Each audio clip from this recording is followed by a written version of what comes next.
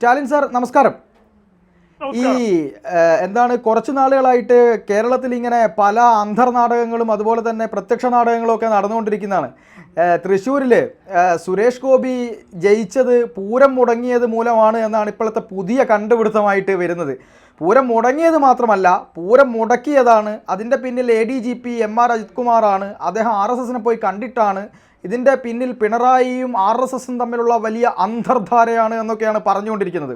അല്ലാതെ സുരേഷ് ഗോപിയുടെ മികവോ BJPയുടെ മികവോ ഒന്നും അല്ല എന്നാണ് സാർ പറയുന്നത്. ഇതിലെന്തെങ്കിലും വാസ്തവമുണ്ടോ സാർ? എന്താണ് ഇത്? കേരളത്തിലെ ഇടത് വലത് ജിഹാദി പ്രൊസ്റ്റിറ്റ്യൂട്ട്, അതായത് ഇന്ത്യയിലെ പല കഷ്ണങ്ങളാണ്. ഇവരുടെ എല്ലാവരുടെയും മുഖത്തേറ്റ ഒരു അടിയാണ് സുരേഷ് ഗോപിയുടെ വിജയം. അത് ബൂത്ത് വൈസ് കണക്ക്, വോട്ടിങ്ങിന്റെ കണക്ക് ബൂത്ത് വൈസ് പരിശോധിച്ചാൽ ക്രിസ്ത്യൻ പള്ളി ഇരിക്കുന്ന എല്ലാ വാർഡിലും സുരേഷ് ഗോപി മൃഗീയ ഭൂരിപക്ഷം നേടിയിരിക്കുകയാണ്. ക്രിസ്ത്യൻ പള്ളി ഇരിക്കുന്നതിൽ സുരേഷ് ഗോപിയെ പരിശുദ്ധ ദേവമാതാവ് അപ്പോയിന്റ് ചെയ്തതാണ്, നിയമിച്ചിരിക്കുന്നതാണ്. ഈ മേൽപ്പറഞ്ഞ പരനാറികളും കുലകുത്തികളുമായിട്ടുള്ള ഇടതു വലത് ജിഹാദി എക്കോസിസ്റ്റത്തിന് യാതൊരു രീതിയിലും തൊടാൻ മേലാത്ത ഭൂരിപക്ഷമാണ് സുരേഷ് ഗോപിക്ക് കിട്ടിയിരിക്കുന്നത്. സുരേഷ് ഗോപിയുടെ വിജയത്തിന്റെ ഫൗണ്ടേഷൻ എന്ന് പറയുന്നത് ഹിന്ദു കൺസോളിഡേഷനാണ്. ഹിന്ദു വോട്ടിന്റെ കൺസോളിഡേഷനാണ് സുരേഷ് ഗോപിയുടെ വിജയത്തിന്റെ ഫൗണ്ടേഷൻ. അതിന്റെ ഭൂരിപക്ഷം എന്ന് പറയുന്നത് ഇമോഷണൽ ആയിട്ടുള്ള ക്രിസ്ത്യൻ വോട്ട് ബാങ്കുമാണ്. അതായത് സുരേഷ് ഗോപി ജയിക്കണമെന്ന് മാതാവ് തീരുമാനിക്കുന്നു, ക്രിസ്ത്യാനി അത് നടപ്പിലാക്കുന്നു. അത്ര മാത്രമാണ് അവിടെ നടന്നിരിക്കുന്നത്. ഇവിടെ ഇതുകൂട്ട് സുരേഷ് ഗോപിയെ അധിക്ഷേപിക്കാൻ വേണ്ടി, സുരേഷ് ഗോപിയെയും BJPയെയും അധിക്ഷേപിക്കാൻ വേണ്ടി ഇവിടുത്തെ ഇടതു വലത് ജിഹാദി പ്രൊസ്റ്റിറ്റ്യൂട്ട് നടത്തുന്ന വെറും നാടകമാണ് കഴിഞ്ഞ ഒരാഴ്ചയായിട്ട് ഇവിടെ കണ്ടുകൊണ്ടിരിക്കുന്നത്. കുറെ കള്ളക്കടത്തുകാര്, സിനിമയിലെ കൂട്ടിക്കൊടുപ്പുകാര്, ബലാത്സംഗക്കാര്, പെൺവാണിഭക്കാര്, ഇവരെല്ലാവരും ഇരുന്ന് മോങ്ങുകയാണ്. പോലീസ് ഉത്സവം അവിടെ മുടങ്ങിയിട്ടൊന്നുമില്ല. ഉത്സവത്തിന്റെ ഇടയ്ക്ക് പല കാര്യങ്ങൾ നടക്കും. പള്ളിപ്പെരുന്നാളിന്റെ ഇടയ്ക്ക് പല കാര്യങ്ങൾ നടക്കും. തല്ല് നടക്കും, ഉന്ത് നടക്കും, പോലീസ് ഇടപെടും. ഇതൊക്കെ പള്ളിപ്പെരുന്നാളിന്റെ ഇടയ്ക്ക്, ഉത്സവത്തിന്റെ ഇടയ്ക്ക് നടക്കുന്ന കാര്യങ്ങളാണ്. അതിന്റെ പേരിൽ ലോകത്തൊരിടത്ത് ഒരു ഇലക്ഷനിലും വോട്ടിന് ഒരു മാറ്റവും വന്നിട്ടില്ല. പിന്നെ ഇതിന്റെ അകത്ത് ഒരു കള്ളത്തരം പുറത്തു വരുന്നുണ്ട്. ആ കള്ളത്തരം എന്താണെന്ന് ചോദിച്ചാൽ, തൃശ്ശൂരിലെ പൂരം മുടക്കി ഹിന്ദുക്കളെ പേടിപ്പിക്കുകയാണെങ്കിൽ ഹിന്ദുക്കളുടെ വോട്ട് മൊത്തം LDFന് കിട്ടും എന്നൊരു ധാരണ അവിടുത്തെ ഇടത് സ്ഥാനാർത്ഥി സുനിൽ കുമാറിനും അവിടുത്തെ CPIക്കാർക്കും CPMകാർക്കും ഒക്കെ ഉണ്ടായിരുന്നു. ഭരണം നടത്തുന്ന അവരുടെ പിന്തുണയോടെയാണ് പൂരം മുടക്കിയത്. പക്ഷേ പൂരം മുടക്കി കഴിഞ്ഞപ്പം, പൂരത്തിനിട്ട് പണി കൊടുത്തു കഴിഞ്ഞപ്പം അവിടെയുള്ള ഹിന്ദുക്കൾക്ക് മനസ്സിലായി ഇത് വളരെ കൃത്യമായിട്ട് ഇടതന്മാരും വലതന്മാരും കൂടെ ചെയ്യുന്ന പണിയാണ്, പോലീസും കൂടെ ചെയ്യുന്ന പണിയാണ്, ഇത് അപകടമാണെന്ന് അവിടുത്തെ ഹിന്ദുക്കൾക്ക് മനസ്സിലായി. അവർ ഹിന്ദു കൺസോളിഡേഷൻ ഉണ്ടായി, അവർ സുരേഷ് ഗോപിക്ക് വോട്ട് ചെയ്തു. അത് ഇവരുദ്ദേശിച്ചതിന്റെ വിപരീതമായിരുന്നു.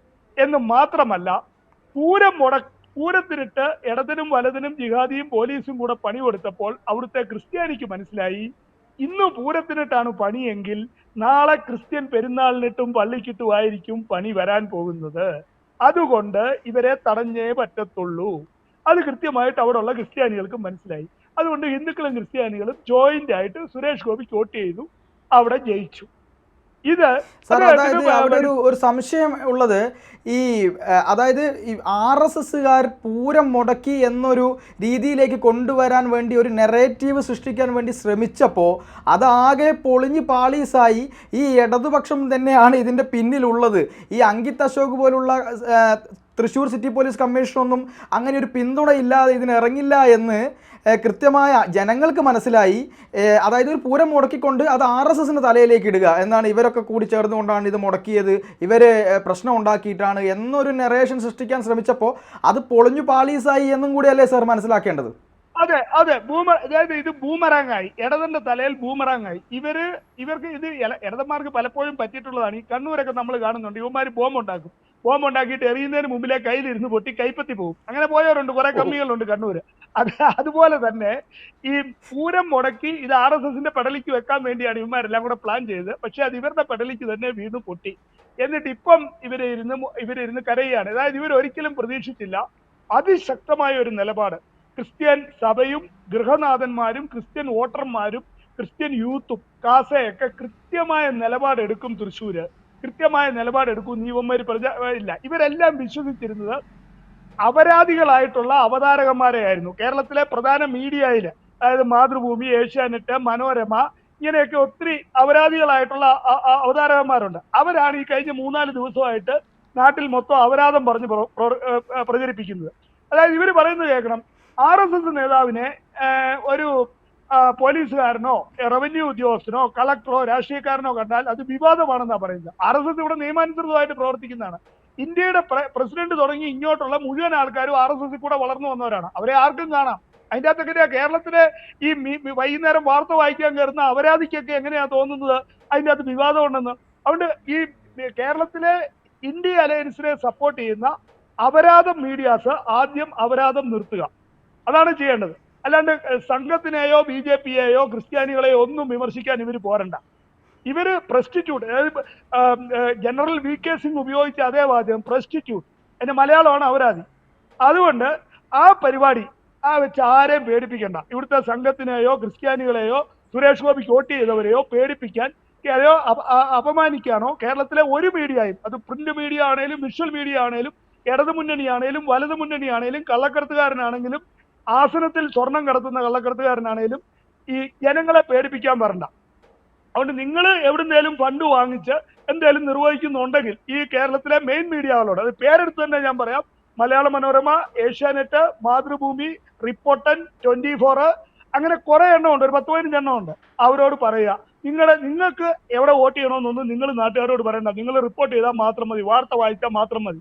ആരെവിടെ വോട്ട് ചെയ്യണമെന്ന് ജനങ്ങൾ തീരുമാനിക്കും. ജനങ്ങൾ തീരുമാനിച്ചു, അവർ സുരേഷ് ഗോപിയെ 75,000 വോട്ടിനാണ് ജയിപ്പിച്ചിരിക്കുന്നത്.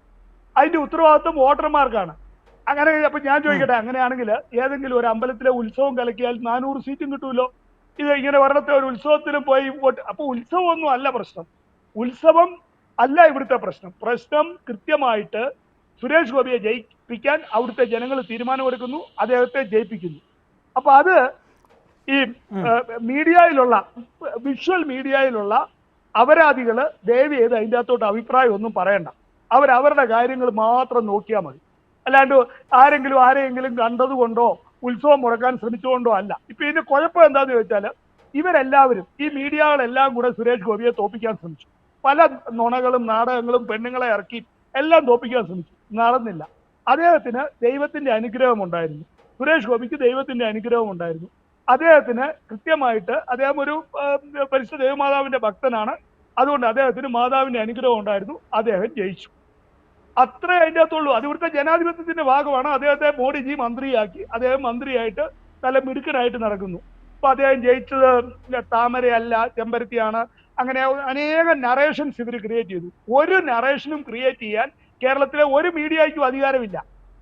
ആ നറേഷൻ ക്രിയേറ്റ് ചെയ്യുന്നവരെയാണ് പ്രസ്റ്റിറ്റ്യൂട്ട് അല്ലെങ്കിൽ അപരാധി എന്ന് കേന്ദ്രമന്ത്രിയായിരുന്ന VK സിംഗ് വിളിച്ചത്. അതുകൊണ്ട് സാർ, അതില് ഈ മീഡിയ വണ്ണ് പോലുള്ള ഒരു മാധ്യമം അങ്ങനെ ഒരു പ്രചരണം നടത്തുന്നതിൽ നമുക്ക് മനസ്സിലാക്കാം. പക്ഷെ മറ്റു മാധ്യമങ്ങൾ ചേർന്നുകൊണ്ട് കേരളത്തിലെ ഒരു പൊതു സമൂഹത്തിൽ അടിച്ചേൽപ്പിച്ചിട്ടുള്ള അല്ലെങ്കിൽ ഇഞ്ചക്ട് ചെയ്തിട്ടുള്ള ഒരു RSS വിരോധം അല്ലെങ്കിൽ BJP വിരോധമുണ്ട്. ഈ തൃശ്ശൂരിൽ താമര വിരിഞ്ഞതിന് ശേഷം ആകെ എല്ലാ സമനിലയും തെറ്റിപ്പോയ മാധ്യമങ്ങൾ എങ്ങനെയെങ്കിലും BJPയെ അല്ലെങ്കിൽ സുരേഷ് ഗോപിയെ എന്തെങ്കിലുമൊക്കെ വിവാദങ്ങളിലേക്ക് വലിച്ചിടാൻ വേണ്ടി അദ്ദേഹത്തിൻ്റെ പുറകെ നടന്ന് ഈ എന്തെങ്കിലും കിട്ടുമോ എന്നിങ്ങനെ നോക്കിക്കൊണ്ടിരിക്കുകയും അദ്ദേഹത്തെ എന്തെങ്കിലും കുഴിയിൽ ചാടിക്കാൻ ശ്രമിച്ചുകൊണ്ടിരിക്കുകയും ചെയ്യുന്ന ഒരു വല്ലാത്തൊരു കാഴ്ചയും നമ്മൾ ഇതിനിടയിൽ കാണുന്നുണ്ട് സാർ. അല്ല, ഒരു പ്രത്യേക രീതിയിലുള്ള ഇൻടോളറൻസ് ആണ്. ഈ മീഡിയക്കാരും ഈ ഇടതന്മാരും ഈ വലതന്മാരും കഴിഞ്ഞ 30 വർഷമായിട്ട് മദനിയുടെ വീട്ടിലോ തങ്ങളുടെ വീട്ടിലോ ഏതേലും കൊച്ചു അപ്പിയിട്ടാൽ അത് കഴുകി കഴിഞ്ഞ് പാമ്പർ കെട്ടിക്കാൻ നടക്കുന്നവന്മാരാ ഈ കേരളത്തിലെ ഇടതന്മാരും വലതന്മാരും. ഈ മീഡിയ അപരാധികളും ഈ മദനിയുടെ വീട്ടിലോ തങ്ങളുടെ വീട്ടിലോ ഒരു കൊച്ചു അപ്പിയിട്ടാൽ അതിനെ ക്ലീൻ ചെയ്ത് പാമ്പർ കെട്ടിക്കാൻ നടക്കുന്നവന്മാരാ. അവിടുന്ന് എന്തെങ്കിലും തുപ്പൽ ബിരിയാണിയോ എന്നതേലും സാധനം കിട്ടിയാൽ അത് ഞണ്ണിയേച്ച് അതിന്റെ നന്ദി കാണിക്കുന്നു എന്നുള്ളതേ ഉള്ളൂ. ഇവിടെ RSS ലീഗലായിട്ട് ലോകം മുഴുവൻ ലീഗലായിട്ട് പ്രവർത്തിക്കുന്നതാണ് സംഘവും BJPയും. അതിലെ നേതാക്കന്മാർക്ക് ആരെയും കാണാം, ആരോടും സംസാരിക്കാം, ആൾക്കാർക്കും കാണാം. അതിനെ ഒരു രീതിയിലും അതിൻ്റെ അകത്തൊരു വിവാദമില്ല. ഇപ്പൊ ഞങ്ങളുടെ ബിഷപ്പുമാരെ കാണാൻ എന്തേറെ ആൾക്കാർ വരുന്നു, BJPയുടെയും സംഘത്തിന്റെ ഒക്കെ ആൾക്കാർ വരുന്നുണ്ട്. ഞങ്ങളുടെ ബിഷപ്പുമാർ എത്ര ആൾക്കാരെ കാണുന്നു, അതിൻ്റെ അകത്ത് എന്താ വിവാദമില്ലാത്തത്? ഒരു വിവാദവും ഇല്ല. കാരണം ബിഷപ്പുമാർക്ക് അതിനുള്ള അവകാശമുണ്ട്, അവർ പോയി കാണുന്നു, പറയേണ്ട കാര്യങ്ങൾ പറയുന്നു. കാരണം ഇത് ജനാധിപത്യമാണ്. അപ്പൊ അതുകൊണ്ട് ചാപ്പയടിച്ച് RSS പറഞ്ഞ് ചാപ്പയടിച്ച് കേരളത്തിലെ മീഡിയ RSSനോ BJPയോ ഒതുക്കാൻ ശ്രമിക്കണ്ട. ഞങ്ങൾക്ക് ക്രിസ്ത്യാനികൾക്ക് ഇഷ്ടമുള്ള ആൾക്കാരെ ഞങ്ങൾ കാണും. RSSനെ കാണേണ്ടപ്പോൾ RSSനെ കാണും, BJPയെ കാണേണ്ടപ്പോൾ BJPയെ കാണും. വോട്ട് ചെയ്യേണ്ടത് BJP സ്ഥാനാർത്ഥിക്ക് വോട്ട് ചെയ്യണമെന്ന് തൃശ്ശൂരെ ക്രിസ്ത്യാനികൾ തീരുമാനിച്ചാൽ ഇനി വോട്ട് ചെയ്യും. ബാക്കി 20 മണ്ഡലത്തിലെ 19 മണ്ഡലം കൂടെയുണ്ട്. ആ 19 മണ്ഡലത്തിലെ ക്രിസ്ത്യാനികൾ തീരുമാനിക്കുകയാണ് BJPക്ക് വോട്ട് ചെയ്യാൻ തീരുമാനിച്ചാൽ BJPക്ക് വോട്ട് ചെയ്യും. അത് ഉത്സവം കലക്കുന്നതിന്റെ പേര്. ഇതിനു മുമ്പ് ഞങ്ങൾ മൂവാറ്റുപുഴയിൽ ജയിപ്പിച്ചിട്ടുണ്ട്. ഇതിനു മുമ്പ് ഞങ്ങൾ മൂവാറ്റുപുഴയിൽ NDA സ്ഥാനാർത്ഥിയെ ജയിപ്പിച്ചിട്ടുണ്ട് 2004. ഈ കഴിഞ്ഞ ഒരാഴ്ചയായിട്ട് ഒരു വലിയൊരു ധാരണ കേരളത്തിലത്തെ മീഡിയയ്ക്കും ഇടതുപക്ഷത്തിനും വലതുപക്ഷത്തിനും ഒക്കെ ഉണ്ട്. അധിക്ഷേപിച്ചും പേടിപ്പിച്ചും കേരളത്തിലെ ഹിന്ദുവിനെയും ക്രിസ്ത്യാനിയെയും വരുതിക്ക് നിർത്താം. കുറച്ച് കള്ളക്കടത്തുകാരെയും കുറച്ച് പെൺവാണിഭക്കാരെയും കുറച്ച് സിനിമാക്കാരെയൊക്കെ ഇറക്കി ഞങ്ങൾ പറയുന്നിടത്ത് വോട്ട് ചെയ്തോണം, ഞങ്ങൾ പറയുന്ന നറേഷൻസ് ഒക്കെ കേട്ടോണം, അതിന്റെ അപ്പുറത്ത് എന്തെങ്കിലും പറഞ്ഞാൽ ഞങ്ങളങ്ങ് നിങ്ങളെ ചവിട്ടി മെതിച്ചു കളയും, ചവിട്ടി കൂട്ടികളെയും ഉപ്പിലിട്ട് കളയും. ആ രീതിയിലുള്ള ഒരു അഹങ്കാരം കേരളത്തിലെ വൈകുന്നേരം വാർത്ത വായിക്കുന്ന ഒത്തിരി ആൾക്കാർക്കുണ്ട്. അതുകൊണ്ട് ആ പരിപാടി തീർന്നു. മൂന്നാം മോഡി ഗവൺമെന്റാണ് ശക്തമായ നിലപാട് അക്കാര്യത്തിൽ വരും. ഈ ഒരാഴ്ച ഇവർ കാണിച്ച അധിക്ഷേപം, അതായത് തൃശ്ശൂരെ സുരേഷ് ഗോപിക്ക് കിട്ടിയ ജെനുവിൻ ആയിട്ടുള്ള ഒരു വിജയത്തെ താറടിച്ച് കാണിക്കാൻ വേണ്ടി കേരളത്തിലെ ഇടതു വലത് മീഡിയ ജിഹാദി കള്ളക്കടത്ത് പെൺവാണിഭ സംഘങ്ങൾ നടത്തിയ പരിപാടികൾ വരും ദിവസങ്ങളിൽ വളരെ കൃത്യമായി തുറന്നു കാണിക്കപ്പെടും. ഇതിലൊരു പ്രധാന വിഷയം എന്ന് പറയുന്നത് സാർ ഇപ്പൊ പറഞ്ഞതാണ്. അതായത് സാറ് വിശേഷിപ്പിച്ച ഈ അപരാധ മീഡിയ എന്ന് പറയുന്ന ആളുകൾ ചെയ്തത് അതായത് മലയാള സിനിമയ്ക്കകത്തൊരു പ്രശ്നം വന്ന സമയത്ത് അതിലെ മോഹൻലാലിനെയും മമ്മൂട്ടിയെയും സുരേഷ് ഗോപിയെയും അടക്കമുള്ള ആളുകളെ കൃത്യമായി വലിച്ചു കീറുകയും ഉപദ്രവിക്കുകയും ഒരു തെളിവുമില്ലാതെ മോഹൻലാലിൻ്റെ ഫോട്ടോ വെച്ച് അദ്ദേഹത്തെ ക്രൂശിക്കുകയും അതിനുശേഷം ആഷിഖ് അബുവിൻ്റെയും റിമ കല്ലിങ്കലിൻ്റെയും പേരിൽ അതിഗുരുതരമായിട്ടുള്ള മയക്കുമരുന്ന് പാർട്ടിയെ പറ്റിയുള്ള വാർത്ത വന്നപ്പോൾ ആ ഒരു ജിഹാദി ഇടപെടലിനെ പറ്റി മട്ടാഞ്ചേരി മാഫിയെ പറ്റിയുള്ള വാർത്ത വന്നപ്പോൾ അതിനെതിരെ ഒന്നും ഒരക്ഷരം പോലും ഇവർ ശബ്ദിച്ചില്ല എന്നതാണ് സാർ ഏറ്റവും വലിയ വൈരുദ്ധ്യമായിട്ട് നമുക്ക് തോന്നുന്നത്. അല്ല, ഇത് ഈ മട്ടാഞ്ചേരി മാഫിയ അല്ലെങ്കിൽ നാർക്കോട്ടിക് മാഫിയ വളരെ കൃത്യമായിട്ട് കേരളത്തിൽ ലവ് ജിഹാദും നാർക്കോട്ടിക് ജിഹാദും നടത്തുന്നുണ്ട്. അത് ഇപ്പൊ ജനങ്ങൾക്ക് കൃത്യമായി ബോധ്യപ്പെട്ടു. ഞങ്ങളുടെ പാലാ ബിഷപ്പ് സാധുവായ മനുഷ്യൻ, അദ്ദേഹം കൃത്യമായിട്ട് ഇത് നേരത്തെ 2 വർഷം മുമ്പ് പറഞ്ഞതാ. അന്ന് അദ്ദേഹത്തിനെതിരെ കേസെടുക്കുകയും അദ്ദേഹത്തെ ഉപദ്രവിക്കാൻ ശ്രമിക്കുകയും അദ്ദേഹത്തെ വധിക്കാൻ വേണ്ടി ബംഗ്ലാദേശികൾ അടക്കമുള്ള ആൾക്കാർ പ്രകടനം നടത്തുകയും കൂടെ ചെയ്യുകയാണ് ചെയ്തത്. അപ്പൊ അത് കേന്ദ്ര ഗവൺമെന്റ് ഇടപെട്ടാണ് അതൊന്ന് ശാന്തമാക്കിയത്. അപ്പം ഈ കേരളത്തില് ആരെങ്കിലും സത്യം വിളിച്ച് പറഞ്ഞാൽ അവനെ അങ്ങ് ഞെക്കിക്കളയും, അല്ലെ ഞങ്ങളുടെ നറേഷന്റെ അപ്പുറത്ത് ആരെങ്കിലും വോട്ട് ചെയ്ത് കഴിഞ്ഞാൽ അവനെ അങ്ങ് പേടിപ്പിച്ച് കളയും. അതൊന്നും കേരളത്തിലെ മീഡിയ ആ നിലപാടൊന്നും കേരളത്തിലെ ഒരു മീഡിയയും എടുക്കണ്ട. അത് മാധ്യമമാണെങ്കിലും ഏഷ്യാനെറ്റ് ആണെങ്കിലും മനോരമയാണെങ്കിലും മാതൃഭൂമി ആണെങ്കിലും ആരും എടുക്കണ്ട. നിങ്ങൾക്ക് വല്ലതും കിട്ടുന്നുണ്ടെങ്കിൽ നിങ്ങൾ ഞണ്ണിക്കോ, അതിനൊന്നും കുഴപ്പമില്ല, നിങ്ങൾ തിന്നോ. പക്ഷേ ക്രിസ്ത്യാനി എവിടെ വോട്ട് ചെയ്യണം? ക്രിസ്ത്യാനി വോട്ട് ചെയ്ത് ഒരാളെ ജയിപ്പിച്ചാൽ അതിന്റെ ക്രെഡിറ്റ് ക്രിസ്ത്യാനിക്ക് തന്നെയാണ്. ഹിന്ദു വോട്ട് ചെയ്ത് ഒരുത്തരെ ജയിപ്പിച്ചാൽ അതിന്റെ വോട്ട് ഹിന്ദുവിനാണ്, അല്ലാണ്ട് മീഡിയയ്ക്കല്ല. അത് വേറെ ആരുടെയോ ഔദാര്യത്തിലുമല്ല. ഇടതിന്റെയോ വലതിന്റെയോ പോലീസിന്റെയോ മീഡിയയുടെയോ ഔദാര്യത്തിലല്ല സുരേഷ് ഗോപി ജയിച്ചിരിക്കുന്നത്. സുരേഷ് ഗോപി കൃത്യമായിട്ട് കേരളത്തിലെ ഹിന്ദു ക്രിസ്ത്യൻ യൂണിറ്റിയുടെ ഭാഗമായിട്ട് തന്നെയാണ് ജയിച്ചിരിക്കുന്നത്. അതിന് കൃത്യമായിട്ട് ഞങ്ങളുടെ മാതാവിന്റെ അനുഗ്രഹമുണ്ട്, അല്ലാണ്ട് ചുമ്മാ അങ്ങനെ അങ്ങ് വിരിഞ്ഞതൊന്നും അല്ല അവിടെ.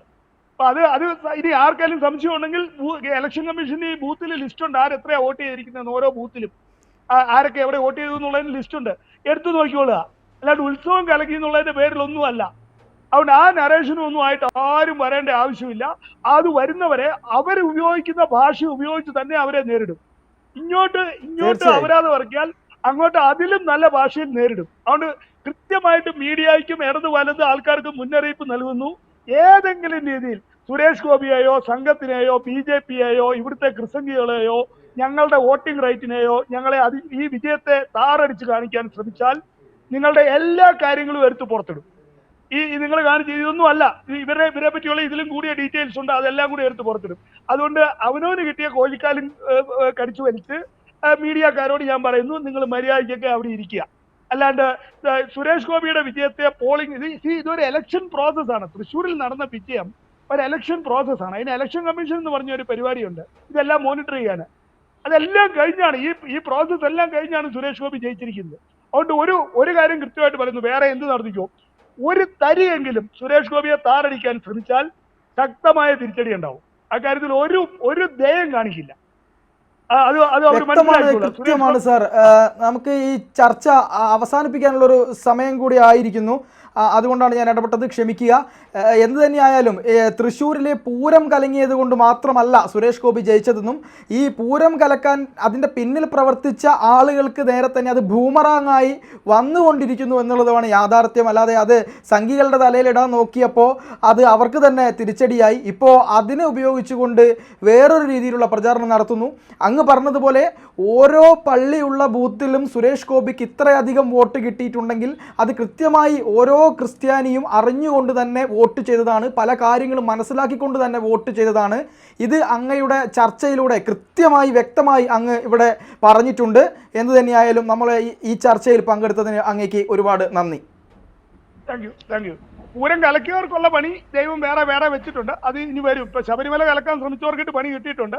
അതുകൊണ്ട് പൂരം കലക്കാൻ ശ്രമിച്ചവർക്കിട്ടുള്ള പരിപാടി വേറെ, അത് ദൈവത്തിന്റെ ഭാഗത്തുനിന്ന് വരും. നമ്മളത് കണ്ടിരുന്ന് ആസ്വദിക്കും. അത്രേ ഉള്ളൂ. Thank you. Okay sir, thank you.